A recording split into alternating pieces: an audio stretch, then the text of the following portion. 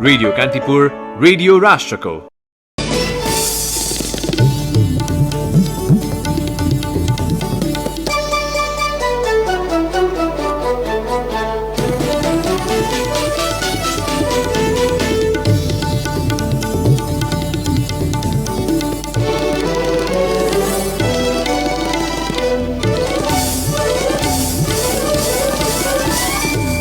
माओवादी केन्द्र अवैधानिक भएको भन्दै एमाले भित्रका पूर्व माओवादी नेताहरूद्वारा निर्वाचन आयोगमा उसुरी। लामो समयसम्म महाधिवेशन नै नगरेको दलले आफूहरूलाई कारबाही गर्न नमिल्ने भनाई।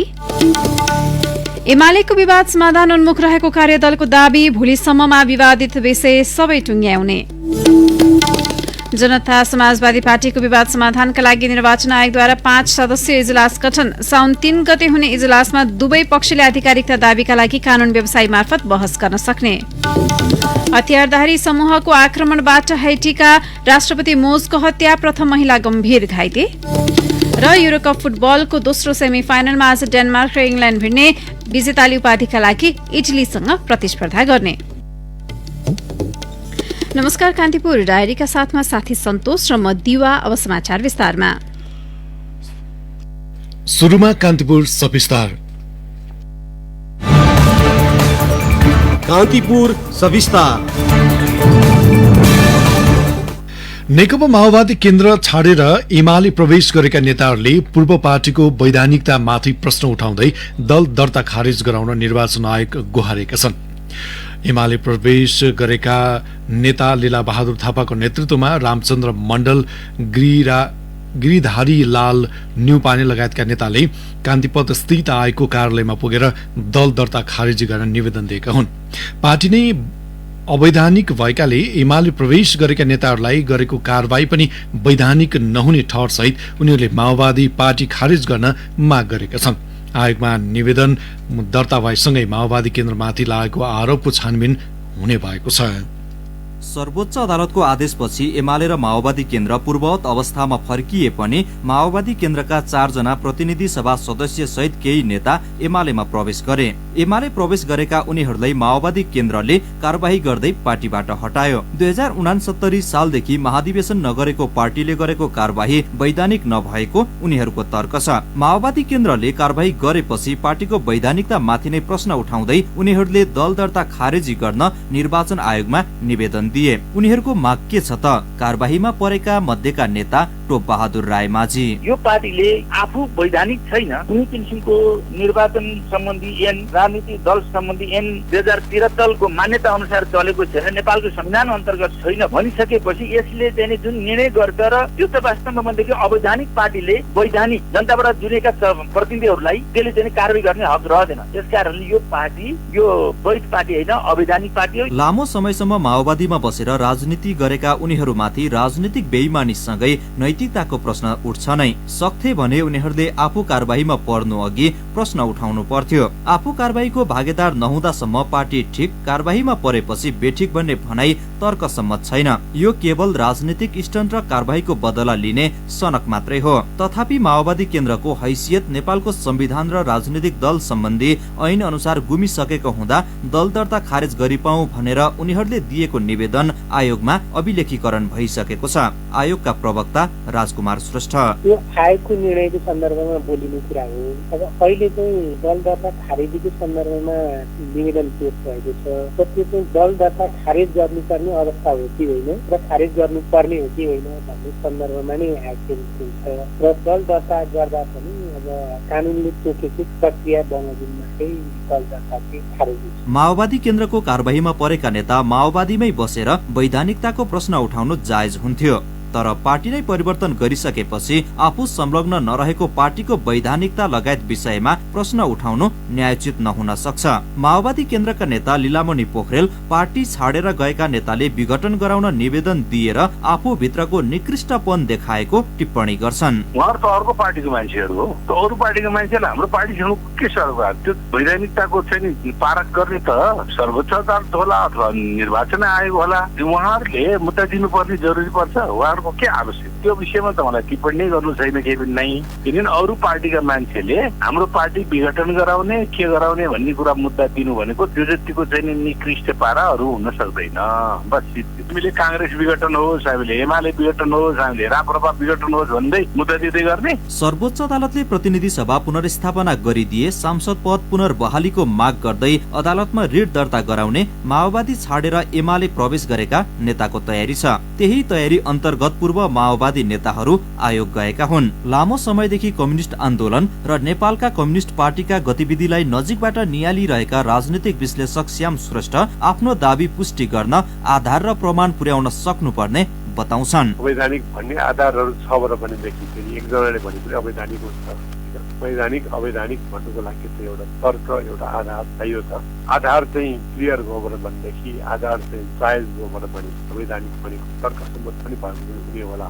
तर अब अवैधानिक आधार चाहिँ रिस उठिएको छ, त्यसमा अवैधानिक भन्नु त्यसको त कुनै तर्क हुने भएन, कुनै आधार हुने भएन। कुनै पनि कुरा भन्नुको पछाडि कुनै जायज तर्क हुनुपर्ने हुन्छ। तर्क भयो भने अनि त्यो तर्कलाई अवैध भन्यो, त्यस कारणले महत्त्वपूर्ण कुरा हो भन्ने हुन्छ। नत्र त अब यो रिस उठेर अवैध भन्ने माओवादी केन्द्रको मात्र होइन, पछिल्लो समय नेपालका राजनीतिक दलभित्रको दरार सतहमा छताछुल्ल भएको छ। दल र तिनका नेता सत्ता र शक्तिको वरिपरि रुमल्लिएको पनि प्रश्न छ। जनताको मन जित्ने हो भने नेताले सत्ता र शक्तिको होइन, जनताको वरिपरि रुमल्लिन सिक्नुपर्छ।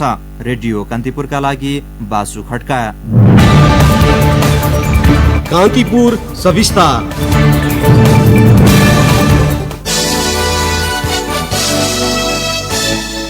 नेकपा एमालेको विवाद समाधानका लागि गठित कार्यदलले विवादित विषयमा सहमति नजिक पुगेको दावी गरेको छ। सिंहदरबारमा आज बसेको बैठक सकारात्मक भएको र भोलिसम्म सबै विवादित विषय टुङ्ग्याउने प्रयास भएको अध्यक्ष केपी शर्मा ओली पक्षका कार्यदल सदस्य प्रदीप केमालीले जानकारी दिनुभयो। कार्यदलमा केन्द्रीय कमिटिको संख्या, माओवादी केन्द्रबाट आएका नेताहरूको व्यवस्थापन, सर्वोच्च अदालतमा दायर रिटको हकमा भाषा मिलाउने लगायत विषयमा छलफल भएको छ। कार्यदलको बैठक हिजो र अस्ति पनि सिंहदरबारमै बसेको थियो। पहिलो दिन कार्यदलका नेताहरूबीच अनौपचारिक तहमा भएका विषयवस्तुबारे छलफल भएको थियो भने दोस्रो दिन हिजो सहमति जुटाउन खोजिएका विषयमा कार्यदल सदस्यहरूले आफ्नो धारणा राखेका थिए। बैठक अघि खनाल नेपाल समूहका कार्यदल संयोजक भीम रावलले कोटेश्वर स्थित निवासमै पुगेर नेता नेपालसँग भेट गर्नुभएको थियो। नेता नेपाल समूहका कार्यदल सदस्य गोकर्ण विष्टले पनि बैठक सकारात्मक भएको र विवाद रहेका विषयमा समाधान नजिक पुगेको बताउनुभयो। एमाले पार्टी विवाद समाधानका लागि गत जेठ 2 गते दुवै पक्षबाट 5-5 जना रहेको सदस्यीय कार्यदल गठन गरेको थियो। कान्तिपुर डायरीमा अब ब्रेकको पालो। अब बाँकी प्रसंग। जनता समाजवादी पार्टी जसपाको आन्तरिक विवाद समाधानका लागि निर्वाचन आयोगले 5 सदस्यीय इजलास गठन गरेको छ। आयोगले हिजो दुवै पक्षलाई राखी सहमतिको प्रयास गरे पनि सफल नभएपछि राजनीतिक दल सम्बन्धी विधेयक 2073 को दफा 45 अनुसार इजलास गठन गरेको प्रवक्ता राजकुमार श्रेष्ठले बताउनुभयो। साउन 3 गते 11 बजे आयोगमा बस्ने इजलासमा दुवै पक्षले आफ्नो आधिकारिकताका लागि कानून व्यवसायबाट बहस गर्न सक्ने प्रवक्ता श्रेष्ठको भनाइ छ। प्रमुख आयुक्त सहित 5 सदस्यीय समितिले उच्च अदालत सर अधिकार प्रयोग गर्न पाउने व्यवस्था भएको प्रवक्ता श्रेष्ठले बताउनुभयो। आयोगले चित्तबुद्धो बहस नआए अन्य प्रक्रियामा जान सक्ने प्रवक्ता श्रेष्ठको भनाइ छ। आयोगमा हिजो भएको छलफलपछि पार्टी विभाजनका लागि जसपाका दुवै पक्ष सहमत भएका छन्। जसपा अध्यक्ष महन्त ठाकुर र उपेन्द्र यादव बीच पार्टी आधिकारिकताका विषयमा विवाद बढ्दै जाँदा पार्टी फुटको संघारमा आइपुगेको छ। आयोगले दुवै अध्यक्षले प्रस्तुत गरेको दावीलाई कानून संगत नभएको भन्दै रद्द गरिदिएको थियो। यसैबीच निर्वाचन आयोगले निर्वाचन सञ्चालन तथा व्यवस्थापन, राजनीतिक दल आचार संहिता र राजनीतिक दलको भूमिका, लैंगिक तथा समावेशी नीति र समावेशी व्यवस्थापन लगायतका विषयमा अन्तर्क्रिया गरेको छ। आयोगले लैंगिक तथा समावेशी सम्पर्क व्यक्तिहरूसँग छलफल गरेको प्रवक्ता श्रेष्ठले बताउनुभयो। छलफलमा प्रमुख निर्वाचन आयुक्त दिनेश कुमार थपलियाले संविधान र निर्वाचन सम्बन्धी कानूनमा भएको व्यवस्था अनुसार समावेशी प्रतिनिधित्व हुनुपर्ने बताउनु भएको थियो। सत्तारूढ एमालेका मुख्य सचेतक खिमलाल भट्टराईले अदालतले अधिकार क्षेत्रको ख्याल नगरी निर्णय गरिरहेको आरोप लगाउनु भएको छ। राष्ट्रिय सभाको आज बसेको बैठकमा भट्टराईले सर्वोच्च अदालतमा सरकार विरुद्ध परेका मुद्दामा अदालतले क्षेत्राधिकार बाहिर गएर निर्णय गरिरहेको र त्यसले राजनीतिलाई ठिक ठाउँमा नलैजाने बताउनुभयो। यति बेला राजनीतिक विषयहरू मुद्दाको रूपमा अदालतमा ओहिरो लागेको छ र त्यसमा अदालतले आफ्नो अधिकार क्षेत्रको जाँच पडताल बिना भट्टाभट निर्णय गरिरहेको उहाँको भनाइ छ। प्रधानमन्त्री केपी शर्मा ओलीको समितिको सिफारिसमा राष्ट्रपति विद्यादेवी भण्डारीले रातारात प्रतिनिधि सभा विघटन गर्नुभएको थियो। सो घटना विरुद्ध कंग्रेसका सभापति शेरबहादुर देउवासहित 146 सांसद सर्वोच्च अदालतमा दायर गरेको रिटमा सर्वोच्चमा सुनवाई जारी छ। प्रतिनिधि सभा विघटन सम्बन्धी मुद्दा कानूनी मात्रै नभएर राजनीतिक पनि भएको भट्टराईको दाबी थियो। उहाँले प्रतिनिधि सभा विघटनको निर्णय संवैधानिक रहेको पनि दावी गर्नुभयो। विपक्षी दलहरूले भने असंवैधानिक कदम चालेको उहाँको भनाइ छ। कंग्रेसका जितेन्द्र नारायण देवले राष्ट्रपति विद्यादेवी भण्डारी मार्फत विभिन्न मुलुकका राष्ट्र प्रमुखलाई चिठी लेखाएर सरकारले बचकाना कूटनीति देखाएको बताउनुभयो। सरकारले खोप कूटनीतिमा आफ्नो असफलता लुकाउन राष्ट्रपति भण्डारीलाई अगाडि सारेको उहाँको आरोप छ। कूटनीतिक असफलताका कारण नेपालले अन्तर्राष्ट्रिय विश्वसनीयता गुमाएको र अन्ततः देशसँगको सम्बन्ध गएर सीमित भएको बताउनुभयो। सांसद देवले वर्तमान सरकार कमिसन एजेन्टहरूको घेरावमा परेको आरोप पनि लगाउनुभयो। कमिसनमै कुरा नमिलेका कारण कोभिसिल्ड खोप आउन नसकेको उहाँको भनाइ थियो। पछिल्लो 24 घण्टामा 2979 जनामा कोरोना भाइरस संक्रमण देखिएको छ। स्वास्थ्य तथा जनसंख्या मन्त्रालयका अनुसार 7835 पीसीआर परीक्षणबाट 2077 तथा 4063 एन्टिजेन परीक्षणबाट 902 जनामा संक्रमण पुष्टि भएको हो। यो सँगै नेपालमा कोरोना भाइरसबाट संक्रमित हुनेको संख्या 6,50,162 पुगेको छ। मन्त्रालयको आजको तथ्याङ्क अनुसार संक्रमणबाट 25% रहेको छ। पछिल्लो 24 घण्टामा थप 1333 जना संक्रमण मुक्त भएका छन्। हालसम्म संक्रमण मुक्त हुनेको संख्या 6,14,327 पुगेको छ। त्यस्तै थप 28 जनाको मृत्यु भएको छ। यो सँगै कोरोनाबाट मृत्यु हुनेको संख्या 9,291 पुगेको छ। हालसम्म देशभर 33,91,379 नमुनाको पीसीआर परीक्षण भएको छ। क्वारेन्टिनमा 323 जना छन्। आइसोलेसनमा रहेको संख्या 26,544 छ। यसैबीच काठमाडौँ उपत्यकामा 24 घण्टाको अवधिमा 543 जना संक्रमित थपिएका छन्। मन्त्रालयका अनुसार काठमाडौँमा थप 390, ललितपुरमा 87 र भक्तपुरमा 67 जनामा संक्रमण देखिएको छ। यसैबीच पछिल्लो एक साताको तथ्याङ्क अनुसार मृत्युदर औसतमा 0.8% छ। 1% मुनिको मृत्युदरलाई सामान्य माने पनि पर्याप्त सावधानी अपनाउनु पर्ने स्वास्थ्य मन्त्रालयका प्रमुख विशेषज्ञ डाक्टर रोशन पोखरेलले बताउनुभयो। सर्वोच्च अदालतले जातीय भेदभाव तथा छुवाछुत कसूर सम्बन्धी मुद्दामा शिक्षा विज्ञान तथा प्रविधि मन्त्री कृष्ण गोपाल श्रेष्ठसँग लिखित जवाफ माग गरेको छ। रूपा सुनारले दायर गरेको रिट निवेदनको सुनवाई गर्दै सर्वोच्च अदालतका न्यायाधीश कुमार रेग्मीको इजलासले महान्यायाधिवक्ताको कार्यालय मार्फत 15 दिनभित्र लिखित जवाफ पेश गर्न मन्त्री श्रेष्ठलाई आदेश गरेको हो। सुनारले आफू विरुद्ध जातीय आधारमा छुवाछुत भएको र त्यसरी छुवाछुत गर्ने व्यक्तिलाई शिक्षा मन्त्री कृष्ण गोपाल श्रेष्ठले संरक्षण गरेको भन्दै असार 20 गते सर्वोच्चमा रिट दायर गरेकी थिइन्। सुनारले काठमाडौँ जिल्ला सरकारी वकिलको कार्यालय बबरमहल, महानगरीय प्रहरी वृत्त सिंहदरबार र सरस्वती प्रधानलाई विपक्षी बनाएकी थिइन्। सरकारी वकिलको कार्यालय प्रहरी वृत्त सिंहदरबारलाई पनि महान्यायाधिवक्ताको कार्यालय मार्फत लिखित जवाफ पेश गर्न सर्वोच्चले 15 दिनको समय दिएको थियो।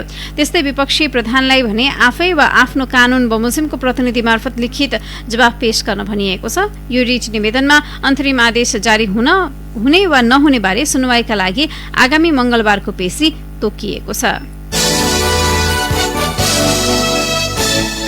अब केही समाचार संक्षेपमा। प्रदेश 1 मा विगत 6 महिनामा 18 जनाको हत्या भएको छ। प्रदेश 1 को पुष 18 गतेदेखि असार 16 गतेसम्मको मानव अधिकारको अवस्थाको विषयमा औपचारिक सेवा केन्द्र हिंसकले सार्वजनिक गरेको तथ्याङ्क अनुसार यस प्रदेशमा प्रत्येक महिना 3 जनाको मृत्यु हुने गरेको तथ्य बाहिरिएको हो। पाल्पाको सिद्धार्थ राजमार्गमा चुनढुङ्गा बोकेको ट्रिपर दुर्घटना हुँदा 26 वर्षीय चालक सुदीप गैरेको मृत्यु भएको छ। सिरा प्रहरले 9 लाख भन्दा बढी मूल्यको अवैध चाँदीको गहना सहित 2 जनालाई नियन्त्रणमा लिएको छ। स्थायी प्रहरी चौकी भगवानपुर 1 बाट खटेको प्रहरी टोलीले 9,16,300 मूल्य बराबरको चाँदीका गहना सहित झापा दमक नगरपालिका 3 का 28 वर्षीय मनप्रसाद गदाइली र गोलबजार नगरपालिका 3 का 27 वर्षीय श्याम विकलाई नियन्त्रणमा लिएको हो। बागमती प्रदेशसभाको बैठक पुनः आह्वान गरिएको छ। अनिश्चित भएको प्रदेशसभा बैठक आगामी शनिबार दिउँसो 3 बजेका लागि बोलाइएको हो। काठमाडौँ महानगरपालिका 6 बौद्ध सिमलटारबाट प्रहरीले कौडा खेलिरहेका 28 जना जुवाडीलाई पक्राउ गरेको छ। प्रहरीले उनीहरूको साथबाट 14,59,900 बरामद गरेको छ। मनास्लु पदमार्ग अवरुद्ध हुँदा उत्तर गोर्खामा नेपाली सेनाको हेलिकप्टर मार्फत 150 क्विन्टल खाद्यान्न ढुवानी गरिएको छ। खाद्य संकट जोखिम बढेपछि हेलिकप्टर मार्फत पुर्याइएको खाद्यान्न डिपोमा भण्डार गरिएको छ। 23 दिनदेखि हराइरहेका गोर्खाको सामागाउँ प्रहरी चौकीमा कार्यरत प्रहरी जवान 31 वर्षीय मोहन सिंह कुँवरको अवस्था अझै अज्ञात छ। घर बिदाबाट फर्किएका कुँवर असार 1 गते खोर्ला बेसीबाट कार्यक्षेत्र सामागाउँतर्फ आउने क्रममा सम्पर्कविहीन भएका थिए। कान्तिपुर डायरीमा अब कपिल वस्तु डायरीको पालो। कपिल वस्तु डायरीमा मनोज पौडेलको नमस्कार। माध्यमिक विद्यालयमा अध्ययनरत मधेसी बालिकालाई उत्प्रेरित गरी पढाइलाई निरन्तरता दिन बुद्धभूमि नगरपालिकाले साइकल वितरण गरेको छ। कक्षा छाड्ने दर धेरै भएका र मधेसी समुदायको बाहुल्यता रहेका विभिन्न 5 वार्डका 248 बालिकालाई साइकल प्रदान गरिएको छ। टाढा टाढा विद्यालय हुँदा आउन जान गाह्रो भइरहेका र घरधन्दा गरेर जानुपर्दा ढिलो पुग्दा पठन पाठन अनियमित भएका बालिकालाई सहयोग पुग्ने बताइएको छ। सो नगरपालिकाका कक्षा 8 उत्तीर्ण गरेर कक्षा 9 मा पुगेका छात्रालाई साइकल वितरण गरिएको हो। 20 लाख लागतमा 7 माध्यमिक विद्यालयका मधेसी बालिकालाई सुविधा पुगेको छ। शुद्धोधन गाउँपालिका 6 महादेव उत्तर बेती खोलामा पक्की पुल निर्माण भएको छ। 3 वर्ष 3 महिनामा सम्पन्न पुल 5 करोड 5 लाख लागतमा बनेको हो। पुल 20 मिटर लामो र 11 मिटर चौडा छ। पुल निर्माणपछि गाउँपालिकाका नन्दनगर, बाँसखोर र महादेव लगायतका स्थानीयलाई आवत जातमा सहज भएपछि खुसी भएका छन्। गाउँघरमा सहज र सरल रूपमा सेवा सुविधा प्रदान गरी जीवनयापनलाई सजिलो बनाउन यहाँका 6 सहकारी मर्ज भएर एकीकृत सेवा सुरु गरेका छन्। बाडगाउँ नगरपालिकामा कार्यक्षेत्र रहेका सहकारीले एकीकृत घोषणा सभा गरी संयुक्त कारोबार शुभारम्भ गरे। नगरपालिकाका प्रमुख मंगल प्रसाद थारूले रकम जम्मा गरेर कारोबार गरेका थिए। कृषि बहुउद्देश्य सहकारी संस्था बडगाउँ, सिनर्जी सहकारी संस्था बनगाई र घर घरमा बचत तथा ऋण सहकारी संस्था बडगाउँ एकीकृत भएका छन्। त्यस्तै बुद्ध महिला बचत तथा ऋण सहकारी संस्था चप्परगाउँ, अभियान कृषि सहकारी संस्था भड्डेवा र उज्जवल महिला कृषि सहकारी संस्था बडगाउँ बीच एकीकरण भई सिनर्जी बहुउद्देश्य सहकारी संस्था लिमिटेड भएको छ। नेपालमा 11 वर्षपछि हिउँदे आगन्तुक चरा बगाले सिमकुखुराले जगदीशपुरमा बच्चा कोरलेर हुर्काइरहेको छ। जगदीशपुर तालमा पहिलो पटक बच्चा कोरलेको अभिलेख गरिएको हो। नेपालमा भने दोस्रो पटक बच्चा कोरलेर हुर्काइरहेको अभिलेख गरिएको हो। तालको उत्तरी किनारमा 2 जोडी बगाले सिमकुखुराले बचेर स्याहार सुसार गर्न व्यस्त छन्। हस्त कपिल वस्तु डायरी आजलाई यति नै। मनोज पौडेल बिदा हुन्छु। नमस्कार। कपिल वस्तु डायरीपछि कान्तिपुर डायरीमा पुनः ब्रेकको पालो।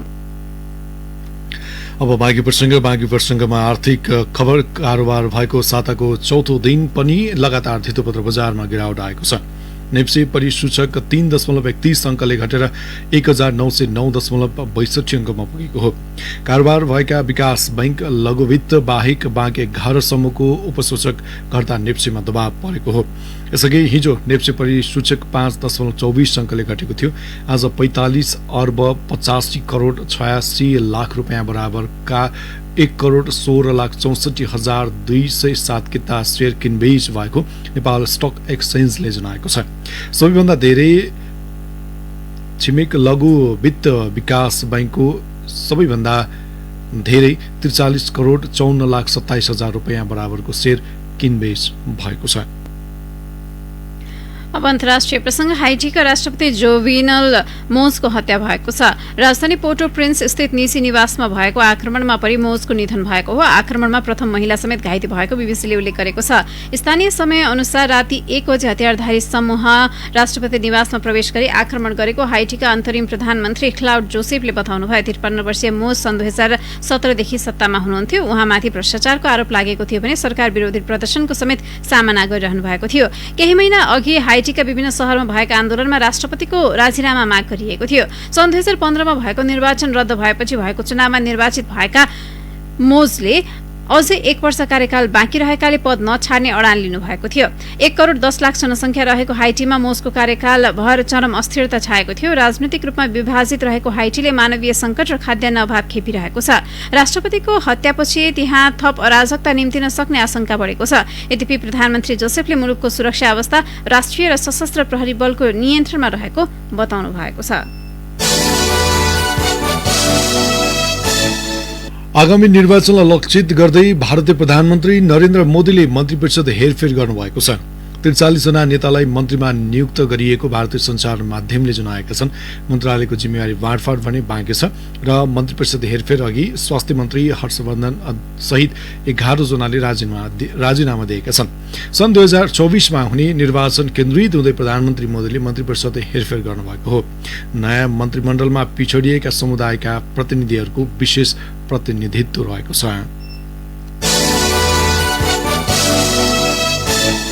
अब खेल प्रसङ्गमा अब युरोकप स्पेशल। युरोकप विशेषमा यहाँलाई स्वागत छ। आज हामी यो संस्करणको अन्तिम सेमिफाइनल अर्थात् इङ्ल्यान्ड र डेनमार्क बीच हुने खेलको प्रिभ्यू लिएर आएका छौँ। युरोको सह आयोजक इङ्ल्यान्ड र यो संस्करण सरप्राइज प्याकेजको रूपमा उदाएको स्क्यान्डिनेभियन राष्ट्र डेनमार्क बीचको सेमिफाइनल भिडन्त धेरै कोणबाट रोचक हुनेछ।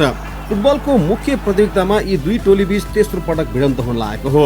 सन् 2000 को विश्वकपको दोस्रो चरणमा इङ्ल्यान्डले 3-0 को जित दर्ता गरे पनि 1992 को युरोको समूह चरणमा यी दुईले गोलरहित बराबरी खेलेका थिए। सो संस्करणको उपाधि डेनमार्कले जितेको थियो। तर वेम्बली रङ्गशालामा भएका 7 मध्ये 5 भेटमा इङ्ल्यान्ड विजयी भएको तथ्यले डेनमार्क आज सचेत रहनेछ। संयोग के छ भने सबै 7 खेलको नतिजा 1-0 गोल अन्तरमा नै निस्किएको थियो। त्यसैले चौथो पटक सेमिफाइनल खेल्न लागेको डेनमार्क युरो यात्रालाई यादगार बनाउने योजनामा छ। डेनमार्कले यसअघि 1964, 82 र 92 मा सेमिफाइनल खेलेको थियो। इङ्ग्लिस प्रशिक्षक गारेथ साउथगेट 1996 को युरोको सेमिफाइनल नतिजा फ्रान्सलाई सुम्पेको 25 वर्ष अघिको कथालाई सच्याउन टोली सक्षम रहेको दावी गर्छन्। इङ्ल्यान्ड फुटबलको दुई मुख्य प्रतियोगितामा लगातार दोस्रो पटक सेमिफाइनल खेल्न लागेको टोली हो। 2018 को रुस विश्वकपमा पनि इङ्ल्यान्ड सेमिफाइनलसम्म पुगेको थियो। क्रोएसियाको तगारो हटाउन असफल इङ्ल्यान्ड यसपटक युरोमा डेनिस तगारो पन्छाएर फाइनल पुग्न चाहन्छ। फर्ममा फर्किएका ह्यारी केन र ह्यारी मग्वायर र पहिलो अन्तर्राष्ट्रिय गोल गरेका जोर्डन हेन्डरसनको प्रदर्शनबाट फ्री लायन्स हौसिएको छ। त्यसमाथि इङ्ल्यान्डले पछिल्ला 7 खेलमा कुनै गोल नखाएको तथ्याङ्क उसको मनोबल बढाउन पनि पर्याप्त छ। उता डेनमार्कले सेमिफाइनलमा कसैलाई बढी मिस गर्नेछ भने क्रिस्टियन एरिक्सन नै हुनेछन्। घाइते सहकर्मीको मुहारमा खुसीको लहर ल्याउन डेनमार्कले आज सारा शक्ति खर्चिनेमा कुनै शंका छैन। कास्पर हुइल्यान्डको टोली डेनमार्क युरोको सरप्राइज प्याकेज हो। त्यसैले युरोपको फुटबल पावर हाउस इङ्ल्यान्डलाई स्तब्ध पार्यो भने आश्चर्य हुने छैन। थोमस डेलानी, कास्पर डोलबर्ग र जोआकिम मेहेलेको प्रदर्शनमा डेनिस टोलीको फाइनल प्रवेश निर्भर छ। सेमिफाइनलको दोस्रो भिडन्तमा वेम्बलीमा उपस्थित हुने 60,000 दर्शकको साथ इङ्ग्लिस टोलीले पाउँदा ऊ एडभान्टेजमा अवश्य रहनेछ। इङ्ग्लिस प्रशिक्षक साउथगेटको 4-2-3-1 को रणनीति युरोमा आजका मितिसम्म सफल छ। तर त्यो रणनीतिको वास्तविक परीक्षण आज हुनेछ। जाडुन साँचो र बुकायो साका, डेक्लन राइस र केल्भिन फिलिप्सको उपलब्धता इङ्ग्लिस टोलीका लागि बोनस हो। डेनिस टोलीमा पनि चोटको खासै पिरलो छैन। चेक रिपब्लिक विरुद्ध बेन्चमा रहेका युसुफ पौल्सेनले आज पनि पहिलो 11 मा स्थान बनाउन संघर्ष गर्नुपर्नेछ। ड्यानियल बासले पनि सुरुवातबाटै मैदान ओर्लिन मौका नपाउँदा जेन्स स्टिगर लार्सनले मिडफिल्डमा स्थान पक्का गर्नेछन्। कप्तान सिमोन कायर पनि पूर्ण फिट हुँदा डेनिस टोलीको रक्षा पंक्ति थप मजबुत हुनेछ। यस्तोमा क्वार्टर फाइनलमा उतारेको टोलीमा कुनै परिवर्तन नगरे होलल्यान्डले बुधबार मध्यरात ओराले आश्चर्य हुने छैन। सेमिफाइनलको दोस्रो भिडन्तलाई धेरैले डेनमार्कको पेस र इङ्ल्यान्डको अनुभवको प्रतिस्पर्धाका रूपमा हेरेका छन्। तर बेन्चबाट आएर समेत गोल गर्ने क्षमता इङ्ग्लिस टोलीमा रहेकाले डेनिस टोली दबावमा पर्न सक्छ। यस्तोमा डेनमार्कले अतिरिक्त समयसम्म खेल धकेले पनि नतिजा आफ्नो पक्षमा पार्न नसक्ने फुटबल पण्डितहरूको भविष्यवाणी छ। यी दुई बीचको खेल राति 1:15 बजे लन्डनको वेम्बली रङ्गशालामा हुनेछ। अवस्था यसको साथै कान्तिपुर डायरीको यो बुलेटिन यही सकिन्छ। 8 बजे सिक्युरिटी एन्ड क्राइम डायरीका साथमा उपस्थित हुने नै छौँ। तबसम्मका लागि साथी सन्तोष र म दिवा बिदा माग्छौँ। नमस्कार।